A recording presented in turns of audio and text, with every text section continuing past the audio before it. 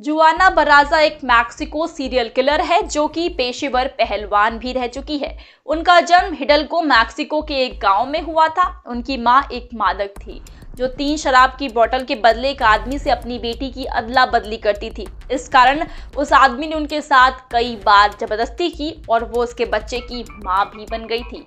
2005 में serial killing के कई सारे मामले सामने आने लगे। जांच पड़ताल के दौरान बर्नार्डो, जो मैक्सिको के मुख्य अभियुक्त थे, उन्हें सारे हत्याओं को देखकर ये लगने लगा था कि जो हत्यारा है वो काफी तेज दिमाग का और चालाक है। उन्हें लगता था कि हत्यारा जो भी है वो एक सरकारी अधिकारी है और वो पीड़ित लोगों को कल्याणकारी कार्यक्रम का फायदा देता है।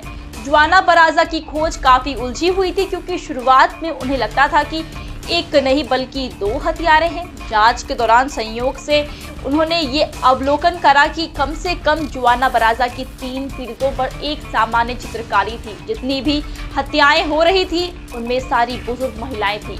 अधिकारियों का मानना था कि हत्यारा एक मनोरोगी है जिसे कोई पछतावा नहीं होता था। धीरे धीरे उनको इसके बारे में और जानकारी प्राप्त होने लगी और उन्होंने ये बताया कि हत्यारा औरतों के कपड़े पहनता था ताकि वो आसानी से पीड़ितों के घर में घुस पाए। एक मामले में तो एक बार एक बड़ी औरत को लाल ब्लाउज पहने हुए मरी हुई महिला के घर से निकलते हुए देखा गया। 2 महीने बाद पुलिस मृत शरीरों पर उंगली के निशान जांचने लगी। इस मामले में सबसे अहम कड़ी 25 जनवरी 2006 में सामने आई जब संदिग्ध व्यक्ति नवीनतम शिकार के घर से बाहर निकलते हुए पकड़ा गया। आश्चर्यचकित बात यह थी कि लोग हत्यारे को आदमी समझकर बैठे थे, पर वो तो 48 साल की एक महिला पहलवान जुआना बराजा निकली, जिनको पेशेवर रूप से लोग द साइलेंट लेडी के नाम से जानते थे। बराजा के हाथों के निशान 40 से कम 10 मर्डर से मेल खाए। ट्रायल पीरियड के दौरान उन्होंने सिर्फ एक ही हत्या कबूल की और उनके वकील ने उनके हित में ये कहा कि उन्होंने जितनी भी हत्या की है वो वरिष्ठ औरतें थी जिनमें उन्हें अपनी मां दिखती थी। जुआना बराजा का ये कहना था कि उन्होंने जो भी किया वो अपनी मां पर अपने गुस्से के कारण किया, क्योंकि उनके साथ हुए अन्याय उनके मन में घर कर गए थे। वो ये जानती थी कि उन लोगों को मार के वो समाज की मदद कर रही थी।